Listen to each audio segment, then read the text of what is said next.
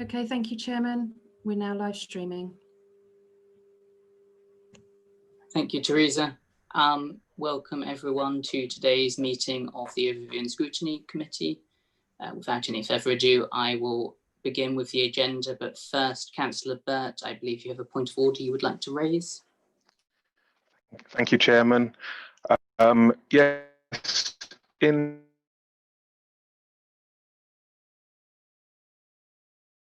We appear to have unfortunately lost you at the first hurdle, Councillor Burt. Do you want to give that another go?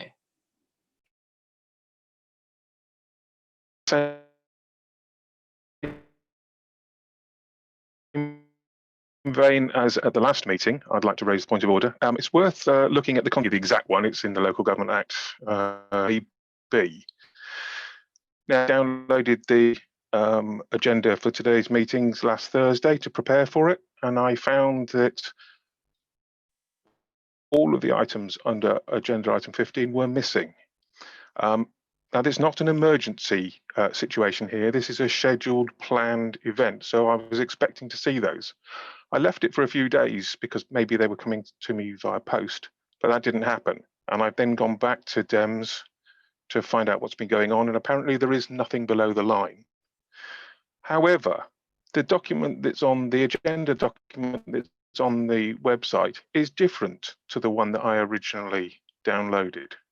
It's been updated. So we are working with different documents with identical titles, and some of those documents are beyond the time in which they should legally have been presented. This is not an isolated case. On the 5th of March, I made an official complaint to the CEO about even more blatant examples of this, and that complaint has been totally ignored. It is my feeling that this council is operating outside the law, and if the Overview and Scrutiny Commission is the one which is actually operating outside the law, what hope have we got? Okay, so Tim, if I may, it was a little hard to hear you at points during that. I think your point was that there was nothing below the line, and now there is. Is that correct? No, it's that the agenda pack as issued was incomplete, and it should have been complete as is required by law. And what was incomplete about it exactly, sorry? Nothing was listed under agenda item 15, the Capita Business Plan. Now, I know that you've already been through this, previously, and there's been emails going around saying, how on earth can we actually scrutinise something that we haven't seen?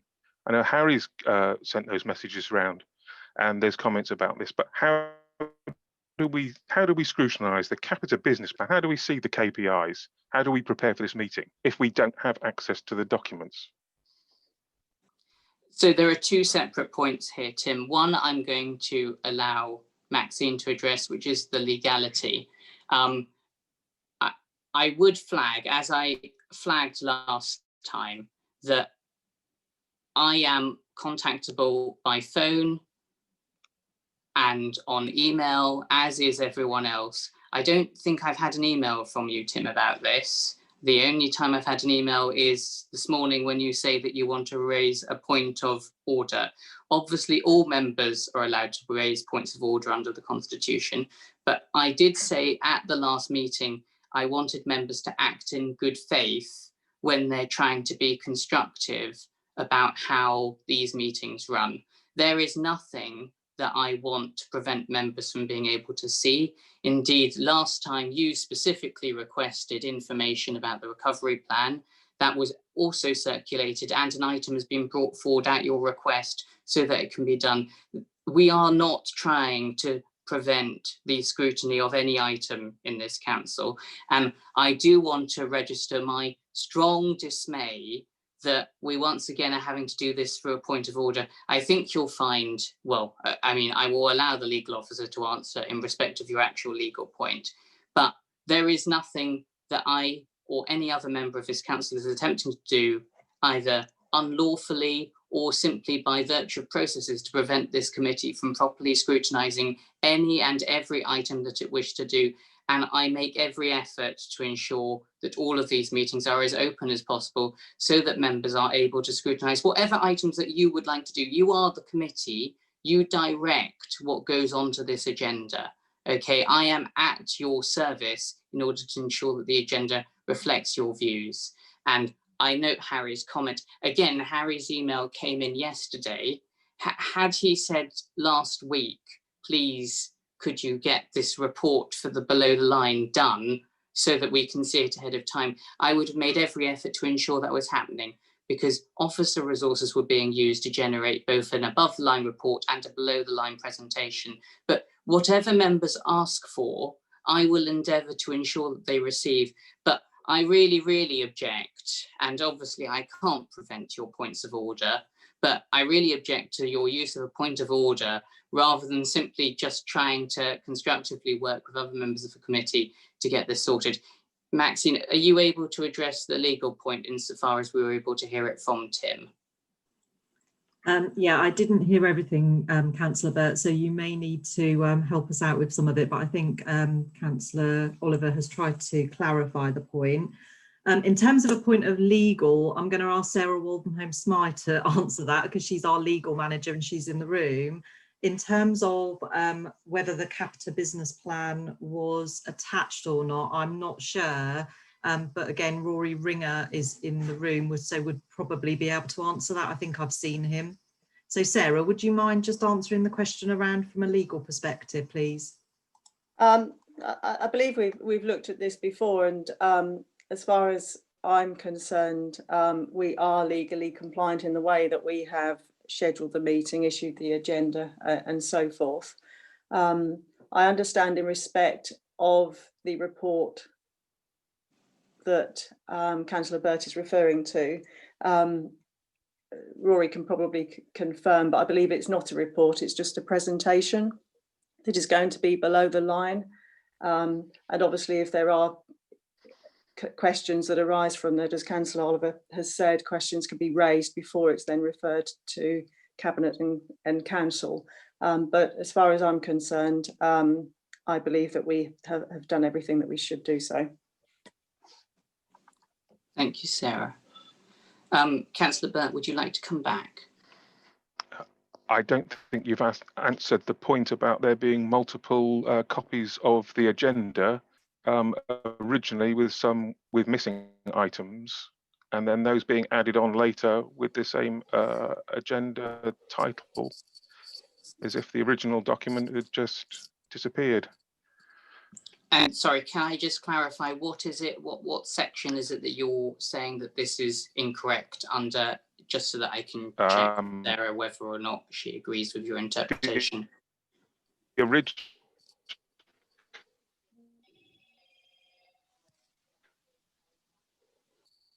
original document is different to the one which is being used now.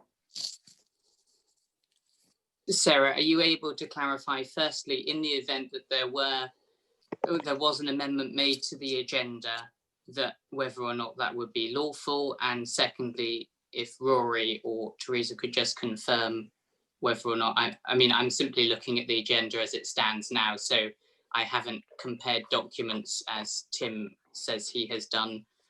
Could you just clarify the situation with regard to that? Chairman, it may be useful if I go first. The agenda was published as per the requirements to publish it at least 5 working days in advance. The Capita report, above the line report, wasn't ready at the time, so it did say on the agenda that the Capita report was to follow. When the Capita agenda was available to send, the agenda was then republished and was then uploaded to ModGov and republished. Thank you, Rory. And Sarah, can you confirm whether or not you believe that's in line with the law? Yes, I do believe that is in line with the law. The original agenda was quite clear that the item was to follow, and obviously it then did follow. Thank you. And if I might say, the reason that there was an item to follow was that I specifically requested that there be a report published to members rather than simply a presentation. I note Harry's point he would have liked the below the line presentation also published, and that is something I will certainly bear in mind for future meetings. But I was acting as well as I could to try and ensure that members had more rather than less information. I hope, Tim, and I'm going to move on from this point because we've used enough time as it is on it, but I hope, Tim, that those answers have at least clarified that A, what has so far happened is lawful, but B, also that what has happened was done in good faith to try and ensure that members had more rather than less information. If members of the committee agree, and I'm looking at faces, we will move on to actual agenda items. I don't see any dissension. Please speak now if there is. Okay, seeing none. Right, so item 1, the minutes of the last meeting. Do any members have any comments to make on those minutes before I ask for approval or otherwise? I don't see any indications, in which case could I have a proposer please to approve the minutes? I've got Councillor Kybird and a seconder, Councillor Burt. All those in favour, please. Thank you. Are there any against? It's difficult to flick through the screens, but I'm not seeing any against. Are there any abstentions? Again, I'm not seeing any abstentions. Please, if you feel that you've been missed in terms of your indication to vote, please speak. Otherwise, that is unanimous. Thank you very much. Teresa, would you be able to give details of apologies and substitutes? Thank you, Chair. It's Ruth here. I think we've lost Teresa on an IT issue. I'll give you the apologies. We've received apologies from Councillor Terry Jeremy and substitute Councillor Harry Clark for Councillor Jeremy, and apologies from Councillor Mark Kiddle-Morris, and substitute is Councillor Helen Crane. Thank you. Thank you very much, Ruth. So that's item 2 done. Item 3, I don't have any announcements to make to the meeting, so that's done. Item 4, I am not aware of any items of urgent business. Ruth, are there any items of urgent business that I should be aware of?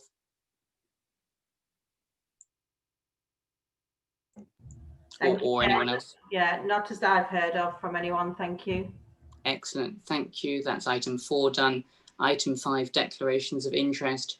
Do any members have declarations of interest under the items that are subsequently to follow? And I'm looking.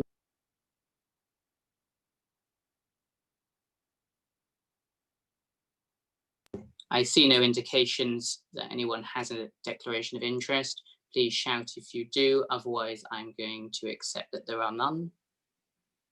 Thank you, that's item 5 done.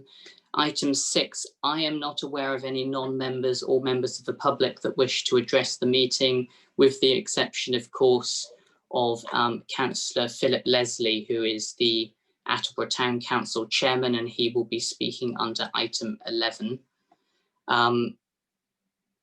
I'm not seeing any indications that I have that wrong, so we will move on from item 6 to item 7, which is the Council Recovery Plan, specifically requested by this committee at the last meeting. If we could kick off with Jason to present, please, and then we'll take questions. Good morning, I'll just share my screen.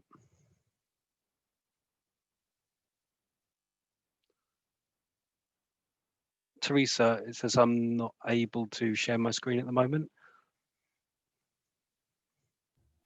Just see if I can do that for her, Jason, just 1 moment. Thanks, Ruth.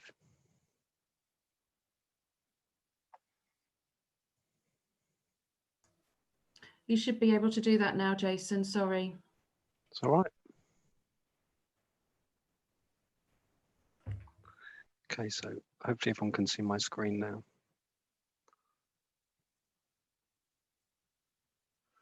So I plan to just canter through the slides as everyone has had an opportunity to review them. The first couple of slides are just a reminder of the interim management structure and the 8 cells that the organisation is currently operating in, along with the roadmap that was initially issued back in May. Whilst the organisation continues its recovery journey, of which we're circa 80% plus complete, we continue, I say continue, it feels pretty normal now to be prepared to flex our resources with immediate effect back to response mode to support incidents as our emergency planning protocols state. We've enhanced these emergency planning protocols, as you'd expect, as a direct result of our learning from the current pandemic. A good example is the recently well-publicised Bannon poultry outbreak. We're also prepared for a host of other potential scenarios, which might include flooding, fire, cyber attacks, Brexit, and of course a potential second wave of COVID, and also the concurrent nature that could happen. So if I move on to phase 1, which is May, again, I'm just going to canter through these. These aren't an exhausted list of deliverables, but it's really good to see the IT activities that enable the remote working across May, the officers' adaptability and willingness to be redeployed and to do whatever was required to ensure we got the job done. And by the end of May, we'd also released £26 million worth of payments to over 2,300 businesses. Into June, phase 2, another £1.5 million worth of payments to just under another 200 further businesses. Virtual meetings are in place, and in line with government guidance, one of the rolled over activities was the noise monitoring and water sampling equipment, which was moved to phase 4. Phase 3, July and August. Customer face-to-face appointments only, and that was a bit of a step change for us with increased level of triage, and worked really well with only a couple of face-to-face appointments being required over the last 6 months, which just shows how well that triage has been working. And we also rolled over the IT policy refresh for 2 reasons. There is capacity within the IT team, and also engagement wasn't quite where we'd hoped with our peers across the county. We're looking to reuse and reshare as much data, so we've got best practice. Moving into phase 4, which is where we currently are. We've now kind of exceeded £29 million worth of payments to over 2,600 businesses. The committee suite upgrade completes in the next couple of weeks. And then finally into phase 5, we've got a lot of activities in there, including the phases of implementation of the social prescribing model, which is responding to social isolation and loneliness, and beginning to address the spike in well-being issues which we're anticipating, along with things like the mobilisation of the new waste contract. So absolutely within our planning, hands up, there has been some date slippage, some within phase, and a couple of items have rolled over. But to be honest, these have been pretty minor, and we've managed the risks and impacts and made sure they're known to our stakeholders. And we've focused on the priority outcomes. And finally, really an apology, because this update doesn't fully represent, I recognise the ask from Overview and Scrutiny Committee back in July. It was a request to have full access to the operational recovery plan. When I started on that journey to allow that, and the reason I haven't shared it fully is because if we were to share a snapshot, it's almost out of date immediately because of the level of detail that's in there. And secondly, the volume of time and effort to desensitize isn't quite the right word, but to make it suitable for public consumption would mean many, many hours of officer time that I just wasn't able to prioritize over the last couple of months. So in summary, it's iterations of the report that I've just run through, that level of detail that's been requested by the leader and chief exec that I run through on a very regular basis. Any questions?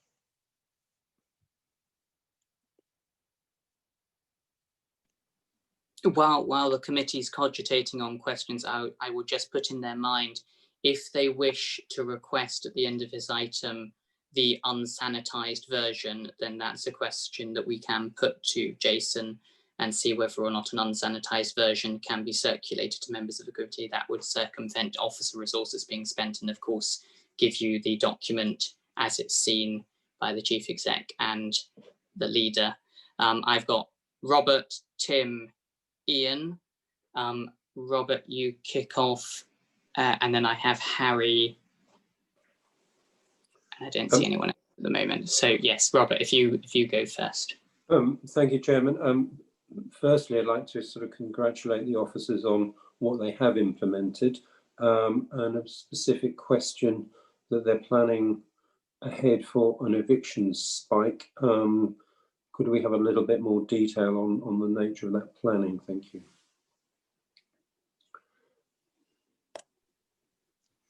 Yeah, so I think it was 2 weeks ago now, the government provided a further extension which prevents private landlords from evicting their tenants. So we're proactively managing and working with those tenants and landlords to ensure we're in as strong a position as possible.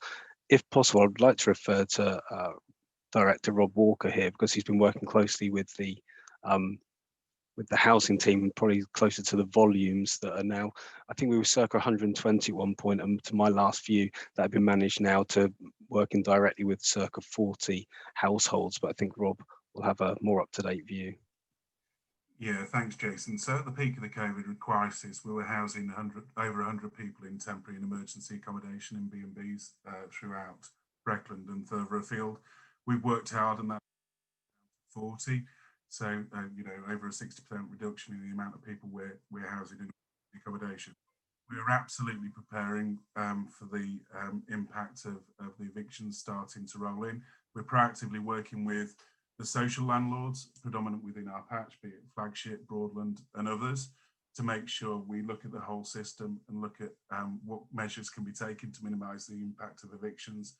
And we're also, through our landlord forum, engaging with private landlords as well, to make sure we can, where possible, stop or manage the demand that had come on the housing service from an increase in the number of evictions, but also be ready and proactively dealing with the people likely to be affected. So as well as dealing with those people who are presenting at the council in terms of crisis, we're also proactively working with those that are at risk of homelessness and at risk of eviction as well.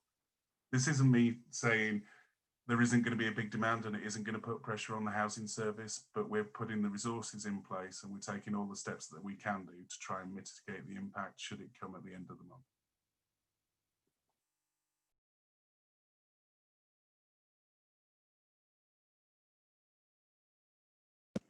Is that sufficient, Robert? Yes, I think that was thorough, and I have confidence that that you're doing a proper job of planning it. Thank you. Tim, you're next. Thank you, Chairman. Yes, I mean, I would like to offer my thanks to the officers. I know that a huge amount of work has been done here. So, you know, any comments that I make, I've taken in regard to the fact that I do appreciate all of the work that's going on. What I had requested back at the last meeting was the more detailed one so that we could actually scrutinise and check what was going on. I mean, what I wanted to see was the prioritisation on the severity of resident impacts. Now, I know you're picking this up, especially on housing, but it would be nice to be able to see sort of a cost-benefit analysis, so cost on resources and financial, to make sure that we're actually that we're doing the right jobs in the right places. And I can't see that from this document. And there's a couple of little comments on it. I mean, I know you appreciate it. You said it's a bit of a just an overview. It does look a bit cut and pasted. There's some, like on page 25, there's a fifth bullet point up. There's an and there's no and what. And on page 26, is it meant to be this silver social? Because it says the silver service. If it is silver service, what's that, please? Thank you, Councillor Burt. Yeah, so apologies, there's been 2 typos in that document, so I'll make sure that's corrected. And with regards to the prioritisation, I can confirm that absolutely everything's prioritised. We work on constrained budgets and resources, so we do prioritise everything, and that's why some of the slippages have been in place, because we prioritise suitably. Is that sufficient, Tim, or do you have anything further? Yeah, yes, look, I do understand. I just wanted to be able to see that in the role of scrutiny. That was all.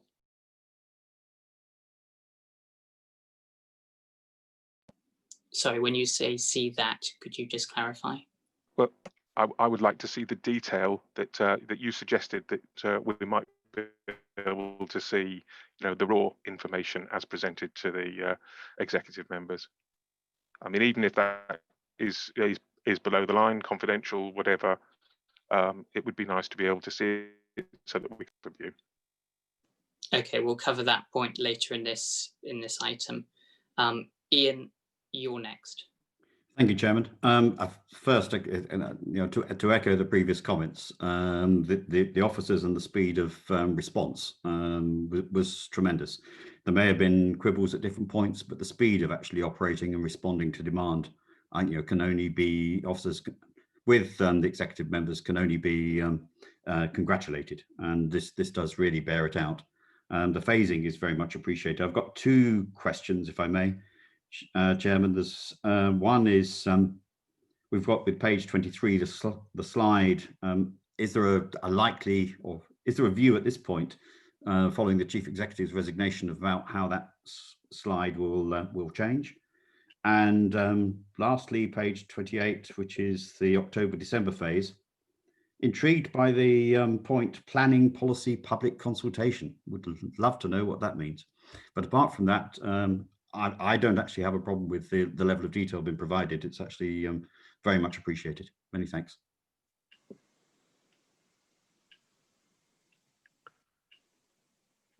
Mr. Chairman, yeah, I don't think I can comment on the chief executive piece. I'd refer to either of my directors. And on the planning policy public consultation, I'll have to take that away and come back to you, having spoken to my colleagues. But just to confirm that this is the level of detail that's been shared in various iterations across the last 6 months with the executive members, the leader, the directors and chief executive. Thank you very much. Thank you, and very much appreciated. Thank you. And anything else from you, Ian? No, Chairman, that's it's a good report. Thank you. Harry, I think you're next. Thank you, Chairman. Yes, I think actually the question about the spike in private rented evictions, that was one of my questions, although it's partly been answered. I couldn't, unfortunately, hear all of Rob Walker's reply on that, but I'm happy to have detail in the email. I've got two questions. One is on the phase 4 of recovery. I know there's been some more face-to-face contacts and reopening up partially Elizabeth House. I'm assuming at some stage that in terms of the public, you will actually be putting a full risk assessment in how Elizabeth House is made COVID-19 secure. So that's the first question. I'm not expecting an immediate answer. The other question, which is also following up from Councillor Martin's question around planning policy and public consultation. Obviously, this is a movable feast about how we actually will respond to the white paper, which is coming up later, and also in another week or two's time at full council in the private session, but how we're actually going to consult with the public at all on planning policy in these difficult times. Thank you, Chairman. If I may, Mr. Chairman, we are COVID secure with Elizabeth House. We're in readiness for the reoccupation. We absolutely have a minimum amount of people that is heavily vetted, allowed back into the office for a handful of reasons. I think we have an SMT member on rota in case people do turn up and need support, and from a health and safety perspective, because we support DWP that rent out some of the space from a commercial perspective downstairs. I was actually on site yesterday as part of an SMT rota, and there was 9 people, which is probably the most there's been for a while, but there's a couple of exceptions as to why it was that high.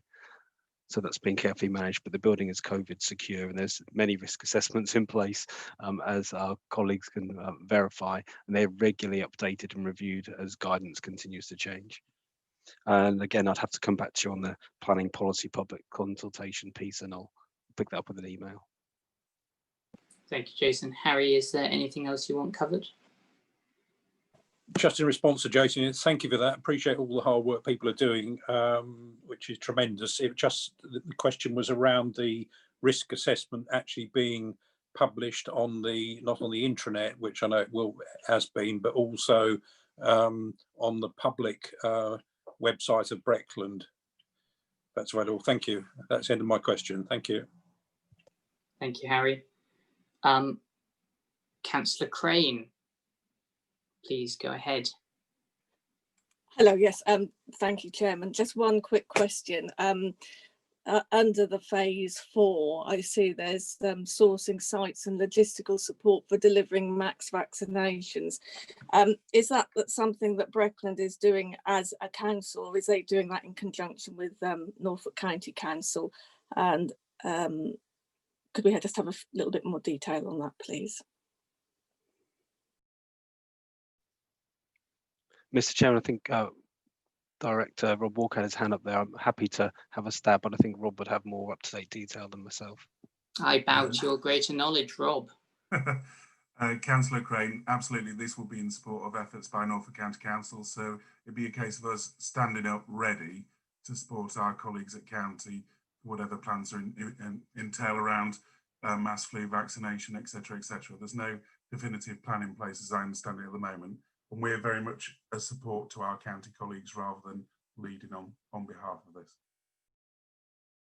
Thanks, Rob. Did you have anything to add, Jason? Okay, and Helen, is that sufficient, or do you have anything to come back on? Yes, absolutely. It's answered the question. Thank you. Thank you very much. I haven't seen any other indications. Is there anyone else who would like to ask a question? Teresa, did you just wave? I did, Chairman. I can see Councillor Philip Morton. Ah, excellent. Philip, go ahead. Thank you, Chairman. Just on page 28, there's an item talking about developing a private sector leasing scheme proposal. Could anyone expand on that, what the scope of that is? Jason, have you got this? Again, Mr. Chairman, if I could defer to Director Rob Walker.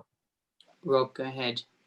Thank you. I like my new title, Director Rob Walker. I think I'm going to ask for them to use that at home as well, but thanks, Jason.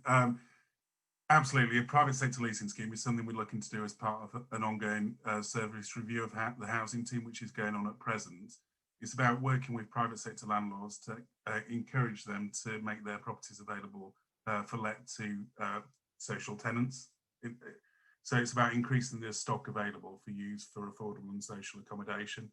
There are schemes already in the county in operation in Norwich and Broadland, I believe, so it's looking to whether we can set something similar up in Breckland. It's to address the need within Breckland's system.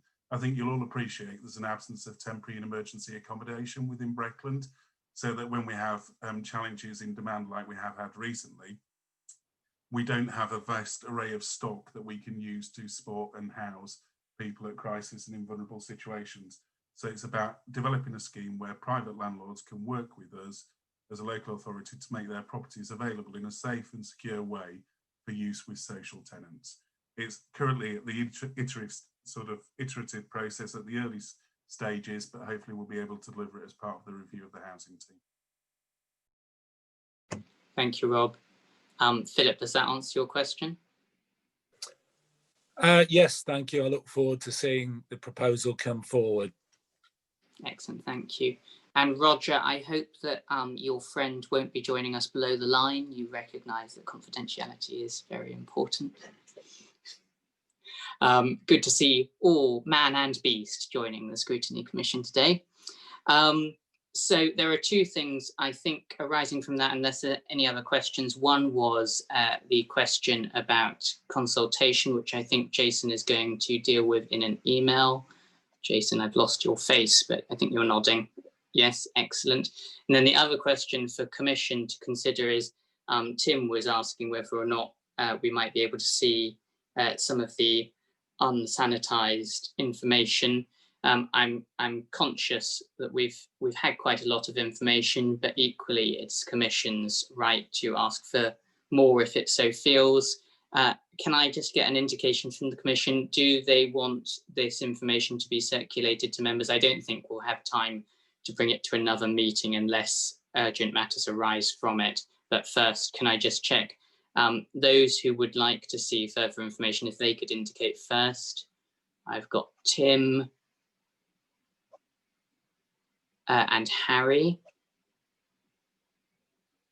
Okay, and those who think that what we've received so far is sufficient, please indicate. I've got Ian, Hilary, Robert, David, Linda. Okay, so, oh, and Helen. So there is a majority not formalising that request. However, I will flag to Harry and Tim, you are of course well within your rights to request that information as individual members. And feel free, you know, if you find something extremely exciting that you would like the Commission to consider, then I'm sure we can raise it in the next meeting as a possible item to bring back. So Jason, I guess you should expect some emails from Harry and Tim after the meeting. Without further ado, then we will move on to item 8, which is the workforce plan for the next 3 years. Maxine, I think you're leading on this. Thank you, Chairman. It's actually Councillor Sarah Suggett who's going to lead on this one. Thank you. Excellent. Sarah, go ahead. Okay, thank you, Chairman. I will just say I think Councillor Attewell's dog is a little bit more in a friendly mood than what mine is this morning. It's currently barking like mad at the neighbour, so if you can hear it, apologies, but I'll try and be quick. So I'm pleased to be here with you this morning to present the workforce strategy. In 2019, we published the current workforce strategy. However, the world of work has changed considerably since the COVID pandemic. As you'll remember, the strategy was mentioned as part of the recovery plan at the previous overview and scrutiny, and we're pleased to be able to share those changes required today.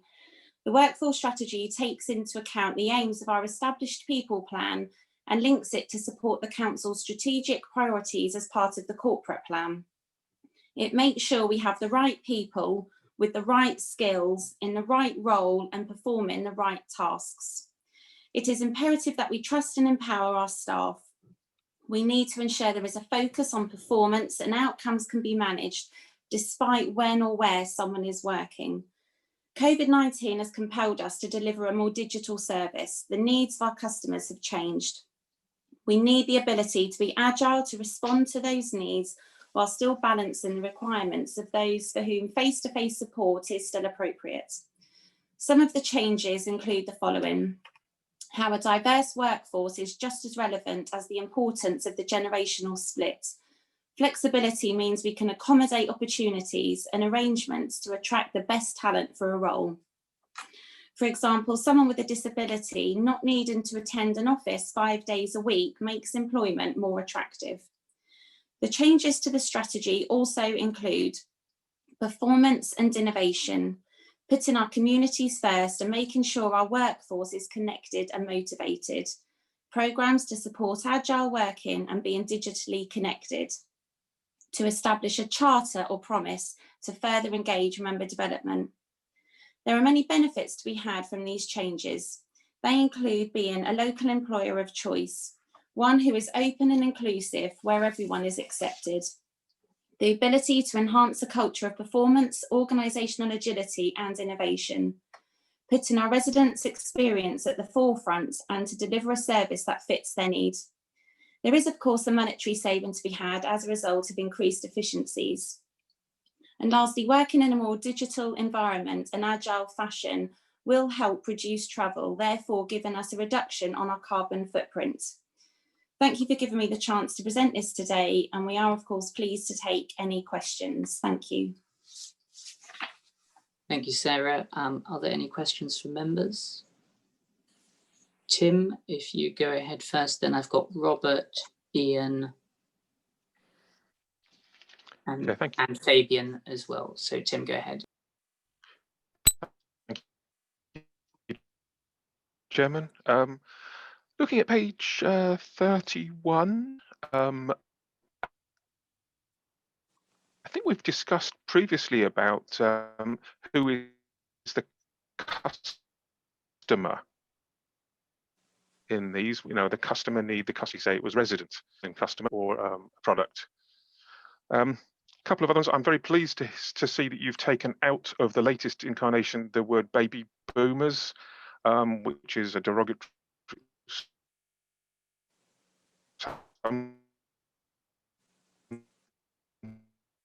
sometimes used as a derogatory term. I just want defined terms and could easily end up in the same categories as baby boomers. And then finally on page 50, about well-being and mental health, absolutely vitally important. I think we might be missing something here though about openness and transparency, which is very valuable in a workplace. And worth saying as well that hot desking is widely known to be damaging to morale. Now, I know agile working, renaming hot desking agile working doesn't work, and I know that we're doing a little bit more than just that, but nevertheless, I think we are making life a little bit difficult for ourselves, and wonder whether you had any comments on that. Thank you.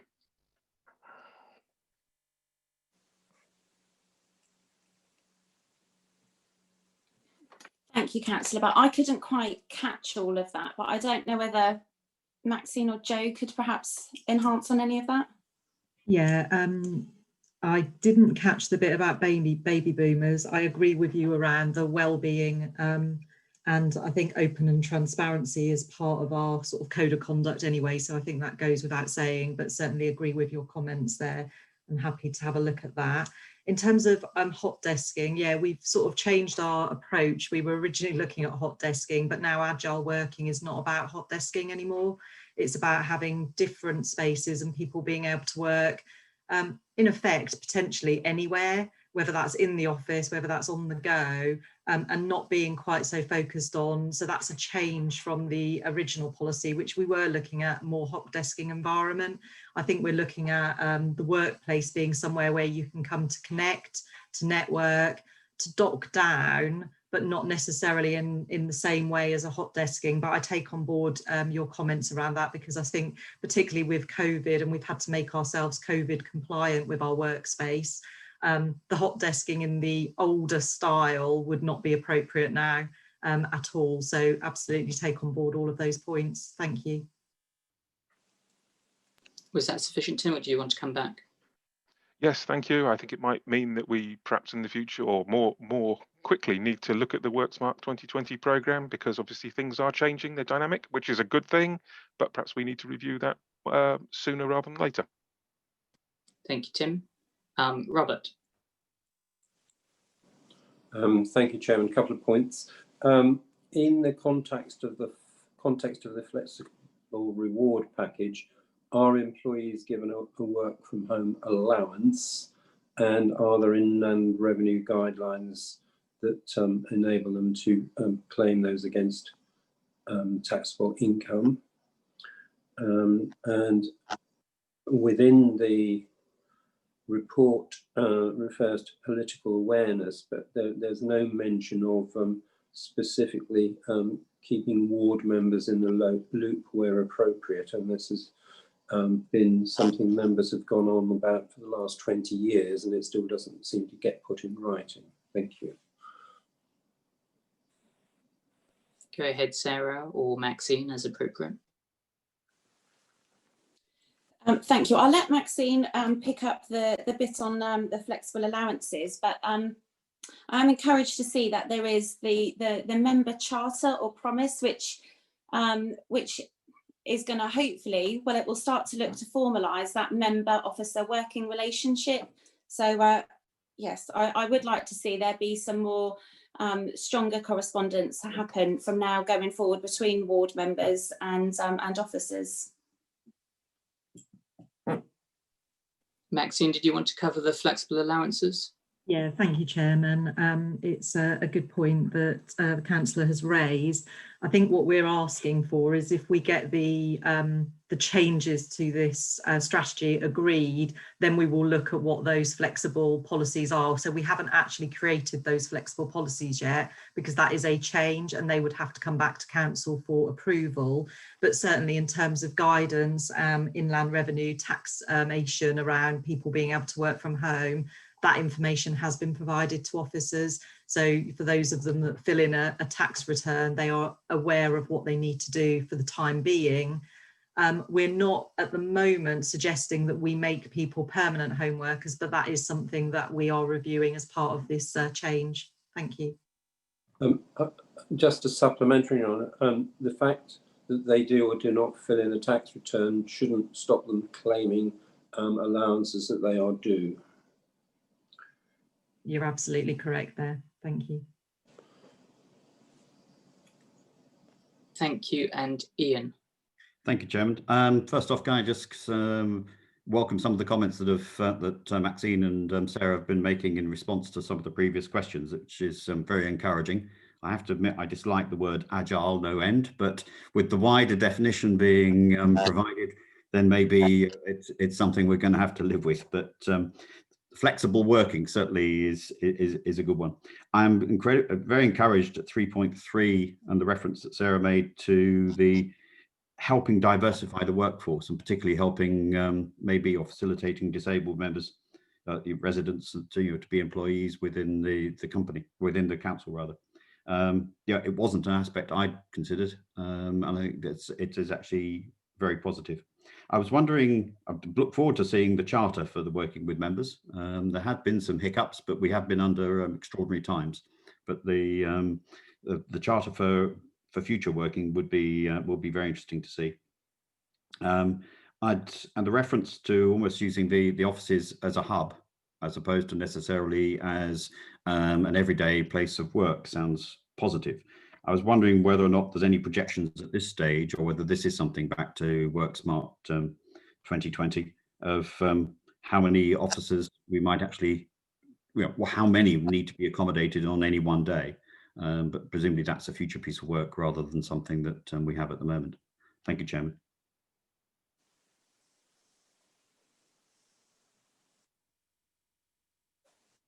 Sorry, I got trapped there.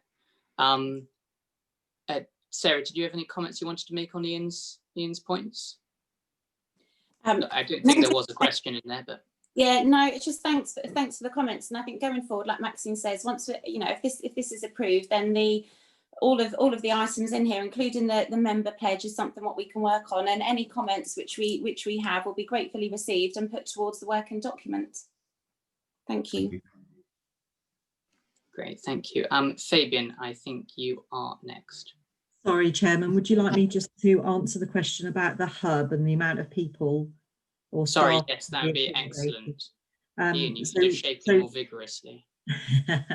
So we do have a working group with the executive. So that is Councillor Clausen, Councillor Hewitt and Councillor Sherwood, where we are reigniting the Work Smart 2020. It was something that was discussed at the last scrutiny around we need to have a look at that programme again.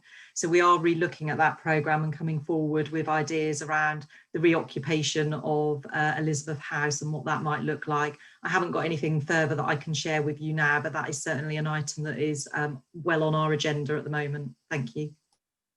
Thank you, Chairman, for that. And Maxine, I'm just bothered by the use of the word reigniting 2020. Thank you, Ian. Fabian, I think you had a question now. Yes, thank you, Chairman. I just have a query really about how we're still going to make sure that we're coping and it's still easy for people who have not got online facilities or not familiar. I mean, in my short time as a councillor, that is the biggest bugbear and the biggest complaint book that I get, that someone does not have internet facilities, they cannot cope. And it does cope, it does include some younger people, different format, not there, as well as the elderly. And I think we're all missing the point. Yes, it saves money very quickly, but it can also cost us money and cause residents concerns, because they've then got irate not accessing the form, not doing it, and there's more officer time spent actually dealing with those. We need to have an easy way that they can either access the form or request a paper format. I've even noticed it in my own business that there's certain ways, and it's just easier still to do with a paper. We can't all go online, and in some cases it's bad relations with the people we're representing, and also in some cases it's a false economy. And I just wondered, are we still going to make sure that we're catered and we are still making it easy for those people? Because I'm pretty sure that all of us as councillors that will come into our inbox fairly quickly. And I shouldn't say inbox after I've just moaned about everything online. My apologies. Sarah, Maxine, any comments? I pass that to Maxine, please. Thank you. Yeah, it's absolutely crucial that we try our hardest where people are able to and can, that they use the online services. That obviously frees up capacity for those people that Councillor was just talking about and highlighting. It frees up our capacity to be able to absolutely, whether that's paper, whether that's face-to-face, but meet with those residents who need that little bit more support. So yeah, that still is our strategy going forward, and that hasn't changed as part of this document. It's still trying to put the customer at the heart of everything, but where people can use digital means, and obviously through COVID it's proved that a lot more people have used them than not, we certainly have got that capacity to be able to support them. Hopefully that answers your question.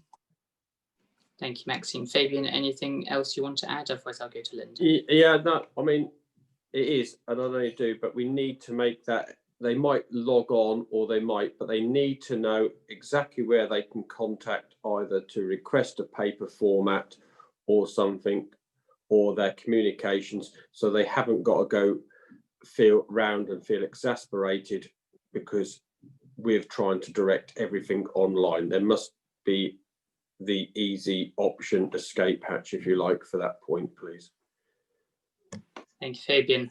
Linda. Thank you, Rodri. I just want to come back on Fabian's comment. I know every councillor works in a very different way, and that's absolutely right, because you work according to the needs of your ward. But going to the IT issue, so I find if someone needs to access a form, say to fill in to complain about noise or whatever, they will contact me and I'll print it off and drop it round to them. There are different ways to do things. I just think we, to quote the phrase, we just need to work smart. Thank you, Chairman. Very corporate, Linda, thank you. Are there any other questions arising on this item? There we are, Hilary, go ahead. Thank you, Mr. Chairman. I'd like to concur with what Fabian was saying. There are a lot of people, all ages out there, that do not have internet. Some people are frightened of using it. Many people wouldn't bother their councillors. So it is crucial that that is followed through at the council level. And I'm sure it has been from what Maxine has said, but it is a very vital role. Thank you. Thank you, Hilary. Are there any other questions or comments that members wish to make on this item? Seeing none. Yeah. Excellent. Councillor Kybird, sorry. Oh, thank you, Teresa. Sorry, Robert. Go ahead. Yes, just going on about people who don't use the internet. The most recent Breckland publication of who to contact and how had no phone numbers available on that publication, which I would regard as a serious omission.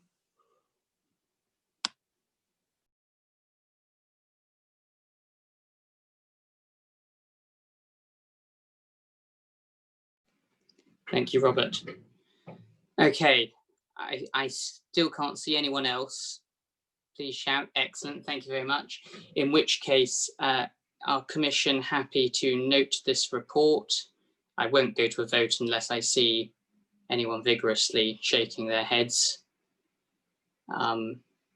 Okay, good. In which case we note that report. Teresa, are you able to just confirm the whereabouts of Councillor Leslie? I'm just noting how we're doing on the agenda. We seem to be ahead of time, astonishingly. Thank you, Chairman. He is on his way, apparently. Excellent. I don't know how long that will be. Okay, I will crack on, and then we'll reconvene on whatever other items we can before he becomes available. So item 9 is outside body feedback. Do any councillors have any feedback they wish to give on outside bodies that they attend? Robert, you usually kick us off on this one without wanting to put you on the spot. The only we've had one health scrutiny Teams meeting, and we've got another one coming up soon. I normally circulate to members of the Commission the issues and outcomes report from that last meeting, although I haven't done the last one, which I will do. But I don't think there's anything to add beyond what is produced as a formal output. Thank you, Robert. Anyone else who wants to raise an item of outside body feedback? Councillor Turner, Chairman. Thank you. Councillor Turner, go ahead. Thank you, Chairman. It's not a body I sit on, but I happened to be on a Zoom event with the Norfolk Community Foundation Trust the other night with some key shakers and movers across the county. And I just wanted to report back to Scrutiny, as I will to full council, the amount of praise and congratulations that was given particularly to Breckland Council and their officers during this situation. So just nice to report some good news. Thank you very much. Thank you, Linda. Anyone else? Councillor Wickerson. Councillor Wickerson. Thank you, Mr. Chairman. Just to report briefly on a comment I made at the last meeting with regards to the Hammonds Educational Trust. We have received in excess of 30 applications so far for laptops for disadvantaged students. We are looking for more applications, so just a general comment to my colleagues around the district that if they can let the appropriate people know in their area that the Hammonds Trust does cover the entire Breckland district. And if we have disadvantaged families, coming back to the importance of internet access at the moment in education, we stand ready to help those that are in need of that type of facility. Thank you. Thank you, David. Anyone else? Seeing none. Thank you. So I don't think Phil is yet in place for item 11. So I'm not going to do item 10 because that would be somewhat self-defeating. If members are content, we will discuss the work programme at this stage, not least because of some of the discussions we had earlier in this meeting. I want to make sure that members are happy with the work plan and that they're getting what they wish and need in order to carry out their function. Harry, first, obviously you sent an email. I alluded to it earlier, but we haven't discussed it in any great detail. Do you want to just raise the concerns you had around not receiving the report for the below the line item, and then we can go on just the work programme more generally? Yes, thank you, Chairman. I mean, in the work programme, there are a number of things that we have in there which are around sort of planning, like the 5-year land supply capital contract, planning enforcement, and also slightly unrelated, related about the housing association coming back. My specific email, which I sent round to all members of the commission, was really, and perhaps I should have raised that before the agenda went out, or when I saw the agenda, was really so that, because it's a very detailed and complicated area in the local plan, because we've got the work that we will be doing anyway, which is now being overlaid by COVID, but also the consultation on the white paper, whether we're responding, what we think about this in our own wards and collectively as a council, and that in order to think about the questions we wanted to raise, it would have been helpful to have had, if you like, all the information, all report, albeit below the line, in advance of the meeting. Obviously, I appreciate that you're the servant, our servant of the committee, but obviously as the chair, I know that you have and continue to exercise leadership responsibilities in your own ward and elsewhere, and other members. It may have occurred to them as well, as I think Councillor Martin alluded to. I should make it clear that I was not in any way implying that we were actually, concealing any matters or being undemocratic or not share anything. It was simply so that members of the commission could make a fully informed appreciation of, the challenges that we've got ahead of us in planning. Thank you, Chairman. Thank you, Harry. Well, the first thing I'll do then is I'll ask members, because obviously there seems to be mixed views on presentations, and I know officers would generally prefer to do presentations because it gives them a bit more time to tweak the information before they then give it. But are members requesting as a commission that all agenda items have a report with them, regardless of whether a presentation is going to be made? And that, I suppose, gives options, officers the obligation to provide a report, but potentially the flexibility to also augment that report with a presentation on the day. Members, could I see sort of thumbs up if you think that reflects your point of view, and shakes of the head if you don't think that reflects your point of view?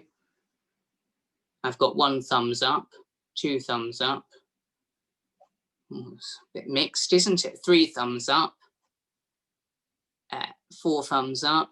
Harry, is your thumb up? It's difficult to tell. Yeah, okay, fine. So I think there's a majority there that in future we will request that there be a report of some description attending every item on an agenda. And if officers wish to do a presentation as well to supplement that, then that is excellent. But it gives members something to read ahead of time. Rob or Maxine, I just want to check that that's going to not put undue extra burden on officers, because I'm conscious we do need to balance it. We're an output-driven committee, so we want to make sure our questions and our comments are appropriate, but equally, I don't want us to be such a burden to officers that we end up preventing other work being completed. I think the clarity will help, and if the expectation is the Commission want reports, then we will produce reports as requested. I think it would help if, when the Commission are asking for reports, there's real clarity on the issue they're trying to understand, so we can make sure any effort is focused to answer the questions that are being asked of us. But if that's a request, we'll produce reports as required. It will increase our workload, but if that's the ask, then we'll be obliged to meet it. Thank you. Ian, you wanted to comment? Chairman, if I may, and it's no disrespect to officers or exec members putting reports together, but they are relatively long-winded. Most of these reports could actually be summarised in 1 page. That would also, well, it might actually increase your workload even further, because there's the old adage, this letter would have been shorter if I'd had more time. But yeah, a lot of this, the workforce plan today, it could have essentially been on 1 page. That doesn't undermine its value and its importance, but it could be summarised more pithily, and that makes good use of officer time as well as members' time, Chairman. Just a suggestion. Thank you, Ian. I think, Rob, if you take Ian's point with a pinch of salt, I know there are other members who like to see more detail rather than less on this committee as well. So please don't only produce 1 page for every report in future. Sorry, Chairman, but I'm not looking for less detail. I'm just looking for it to be more concise. Very good. I mean, as a factual matter, I think you'll find that 500 words usually conveys less detail than 10,000. But I note your Twain quote. So yes. On the actual work programme, are there any comments? Are there any items that you would like brought forward? We actually have quite a busy work programme. David. Thank you, Mr. Chairman. Yes, with reference to our next meeting in October, I noticed that under planning enforcement, it's follows by how has this been activated during COVID. I would not like that report to be limited to that, with due respect to Simon and his team. I think that the overview of planning enforcement in general is required. Personally, I've come across several incidents in my ward where enforcement hasn't happened, and I would like, therefore, to remove the bit about just COVID and a general review of planning enforcement and how that works, what the exact remit is, and how that team works. I think that would be more valuable than just restricting it to what's happened in COVID. Thank you. Thank you, David. Simon, do you want to briefly comment, and then we'll go to other members just to make sure they're in agreement with David? Other to say that that's noted. Thank you, Chairman. Thank you, Simon. Are members happy with David's suggestion? It sounds eminently sensible. To be fair to Simon, I don't think he would have constrained it to just COVID anyway, but it's good to clarify it given Rob's earlier comments to make sure that we're absolutely focused on what we want. So thank you for that, David. Any other comments on the work programme, particularly October? I've got Harry and I've got Linda. Harry first. Thank you, Chairman. Just for clarity, this is actually directed to member of the Commission, Councillor Wickerson. Did Councillor Wickerson mean to include in the all-embracing term enforcement also planning conditions? Because enforcement is also part of that, because it can mean different things to different people. Thank you. If I may, Mr. Chairman, yes, indeed, planning conditions as well as enforcement. Yes, thank you. Thank you, Simon. Thank you. Harry, Linda. Thank you, Chairman. I noticed on the 22nd of October, it states housing associations to be invited. Now, during these last few months, I've probably had more queries other than about domestic abuse, more queries about housing association, rentals, tenancies, breach of contract, antisocial behaviour, etc., etc., etc. And I think it is vital we do invite them in. But we need to have some key tangible questions to ask them. It's no good just inviting them and saying, well, we're not happy with this.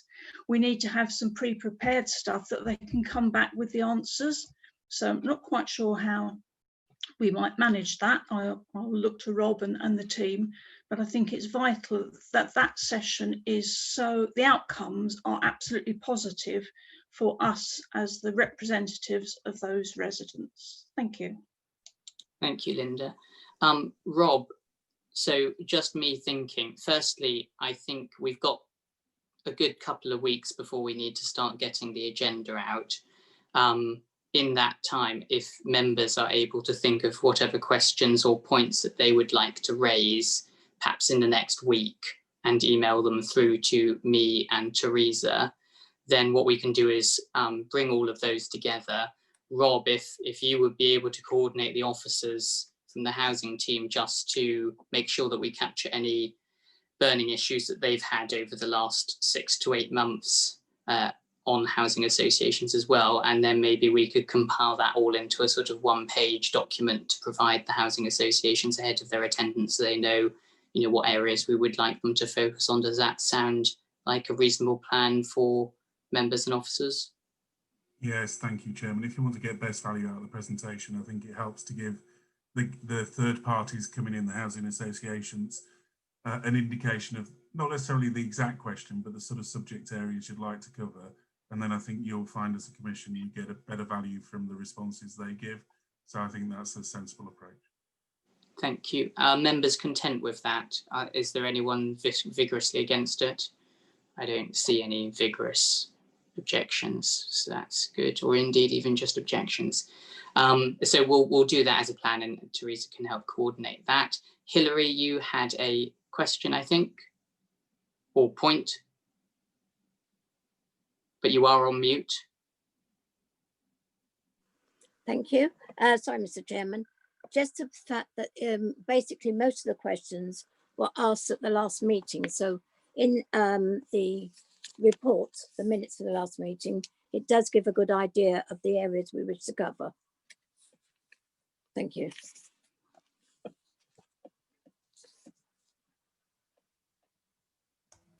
Sorry, Chairman, I think you're on mute. Oh, fair point. Yeah. Touche. Are there any other points from the work programme that anyone would like to raise? I don't see anyone indicating. Excellent. Thank you very much. In which case we will close item 12. I understand that Councillor Leslie is now in the lobby. Teresa, are you able to admit him? Yes, Chairman, I've now admitted him to the room, so he'll be joining shortly. Thank you. Here we go. Councillor Leslie, welcome to the scrutiny meeting. we are just about to do items 10 and 11, which are the councillor call-in. I think you're aware of the details around that. I will do only the very briefest of introductions because obviously this meeting has already considered the item at the last committee meeting, and I also had a short and hopefully sufficient paper circulated in advance of this meeting for members to reprise their knowledge of what's been going on. Item 10 is to note whether any decisions have been called in for scrutiny. I am not aware of any decisions that have been called in for scrutiny under those powers. Item 11, therefore, is then to consider any councillor call for action. The only item we have under this is the Attleborough Town Council item, as discussed last time. Just to very briefly remind members, a number of issues were raised by residents in Attleborough to both me, and to Vera and to Tristan, and the councillor call for action was felt like an appropriate way in which to increase the scrutiny and seek answers of those issues. Subsequent to our meeting, and I think councillors will agree that there were some significant issues discussed at the last meeting. There was a change in leadership at the town council, and Councillor Leslie became the mayor. And I understand that since his mayoralty began, a number of changes have been put in place at the town council, most of which are focused on alleviating the residents' issues that have been raised previously. So before we go into any sort of member questions or discussion, I think it would be best for, I will take your point, Harry, just before Philip speaks, just to make sure, but I think it would be best for Councillor Leslie if he's able to provide an overview of the changes that have happened at the town council level and how he thinks that would have ameliorated the situation in Attleborough. Harry. Yes, thank you, Chairman. Just wanted to make two points. No reflection on individual councillors or the speakers that just joined us from Attleborough. Just to say, I don't intend to contribute to discussion at all, because I actually was rather uncomfortable at the last meeting with this being raised at the district level. So I don't really welcome this being on the agenda. That isn't to say that we shouldn't be supportive of Attleborough. The only question which I might ask Councillor Leslie to think about, and other councillors who with an Attleborough interest, is around the referendum I think that's been called and the potential cost, which may be up to 4,000. If that I don't think legally that can be postponed once that's been called. But I've got nothing else to say on that, and I will remain silent, which some of you may be very grateful for. Thank you. It will come as a great shock to me, certainly, Harry. So thank you very much for your points anyway, and I note your discomfort. As one of the councillors doing the councillor call for action, I respectfully disagree with your point of view, obviously, because otherwise it would be inconsistent with my position. But thank you anyway. Are there any other councillors who want to raise points before Councillor Leslie gives his overview of what's happened since our last scrutiny meeting, and possibly slightly because of our last scrutiny meeting as well, although I don't want to put words into Councillor Leslie's mouth. I see none, in which case, Councillor Leslie, if you would give your summary. And good morning. It has been an eventful couple of months since my election as mayor. One of the things that we acknowledged as a town council was there were significant issues with the operations of the town council, which was causing hostilities both within the councillors themselves and also within the community as a whole from residents. As a sitting councillor for a little over the year, I'm not particularly long in the tooth on these matters, and perhaps brought a fresher perspective to the matters at hand that we had to resolve. It is a matter of common knowledge that we have had a division within the town council, and it resulted in subsequent legal action. And we were also being buried by an awful lot of information requests and other such requests from residents who weren't feeling that their representation from the town council was appropriate, or that the transparency was where it should have been. So the very first thing we tried to do when I was elected was identify the hotspots, these areas of real concern within the community that were being raised, that were creating the most amount of work and the most amount of contention within the council, and address these. These included the Personnel Committee,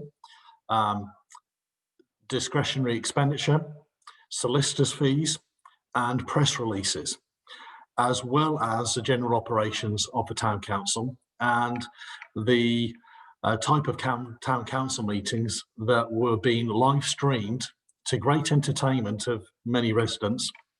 And it was something that we addressed straight away in the first meeting that I was able to chair as the mayor. We alleviated these particular hotspots and have called in a root and branch review of all our operations through the town council. We're already on stage 3 of this within the short period of time. The first stage was to resolve the hotspots, take these out of the equation. The second of these was to correct the way meetings were organised and the information surrounding these meetings. And the third part that we are working on at the moment is creating a community-led neighbourhood plan and a community-led town council, taking what we have practiced in the past, putting it to one side and seeing how we can operate as a town council which really listens to and communicates well with and takes a lead from the community for which we are serving. So this stage is happening. Subsequent to this stage happening over the next few weeks, we have a full policy review that includes standing orders, existing policies or lack thereof in many of the cases, which contributed to the actions that the town council took against certain councillors. And we then will be going on to other areas of review, such as creating an online community hub and operations and efficiencies and the staff review, which we feel that we are top to bottom, root and branch, having a look at what we can do to resolve this. Perhaps the best evidence of this so far as a town council that we've seen is, I mentioned about the live streaming. When we were going through the dramatic period of time that we were having several hundred view the live stream and several hundred afterwards review it just for good fun and measure afterwards. So on Monday night, we just had another meeting and we peaked at 34 live viewing. We're obviously become a little bit more boring, but a lot more efficient. A lot of the progress we've made is between councillors as well. There was a definite divide, not by choice in many cases, between councillors, with about half and half on either side. That divide certainly isn't apparent in many of our meetings now, and behind the scenes, a great deal of work has gone to mediate between the sides and to move forward, with only a couple of councillors choosing not to be part of this process. And most of the motions going forward and most of the progressive acts that we're doing are unanimously voted through, or at the worst, having one or two oppose them. So we have a far more united town council. We have a town council that is committed to making significant changes. And we also have, in addition to this, something to resolve the issues of the past, recognising if we are going to mediate and move forward, if we are going to progress as a town council between some of the issues of staff, councillors, residents, then we need to address the issues that created the circumstances that we found ourselves in. So an investigation committee has been set up with 4 councillors. I'm also the chair of that committee. I was appointed to that just prior to my appointment as the mayor as well. And they are responsible, we are responsible for the judicial review, which we have legal action against the council, which is hopefully drawn to a close very shortly. We are also taking on some of the burdens of staff and some of these hotspots in dealing with freedom of information requests, which were numbering in the dozens rather than in the singles that we were having to fight off. A lot of these were a result of a long-standing policy, as it seems, by the council to ignore most requests. And it was taken that if anybody pursued something more than once or twice, they were deemed as vexatious. which policy created a hostile bed of support within the community itself, as we would just seem to have been ignoring things. I'm glad to say that within the next couple of weeks, we should have responded to these FOI requests and completed them. Since my election as chair, we have not had a single addition freedom of information request. The hostilities that we've seen towards the council have been reduced both within the council and also online on social media platforms. In fact, we barely get a mention on social media anymore, where it was a hot topic of debate almost every day. So I consider that a success. Our profile might be going down, but our reputation hopefully is getting better. Thank you, Phil. So I will obviously open the floor to other councillors to ask a question. As one of the people who brought the councillor call for action, I should say that it was a matter of some contention at the district level. It is unusual, well, unheard of, in fact, for a district council to summon a town council to a scrutiny meeting in such a difficult set of circumstances. Given this is the first time that this has happened, at least to my knowledge, certainly in Breckland, I wanted to get an honest appraisal from you as to whether or not you think that and I suppose it can only be described as pressure being brought to bear by the district council, was helpful or a hindrance in terms of you being able to achieve what appears to be a very significant amount of progress since last time we discussed this issue. Just to answer that question, it's a bit of a mixed bag. I'll be absolutely honest about this. It's been helpful in that it has brought the profile higher of the conditions that many of the councillors and residents were labouring under the previous incumbent. And it was necessary, I feel, in the fact that district councillors and myself as a councillor felt completely unable to contribute towards the well-being of the residents that we represented. We were locked out. Our personal requests and my personal requests for information and progress were seldom heard, and if so, only ever partially answered. And as a result, it was welcome support from the district level that there was an acknowledgement of the problem and that was bringing it to the attention of more people, which added to the pressure for us to act and change our ways. So it was welcome in that regard.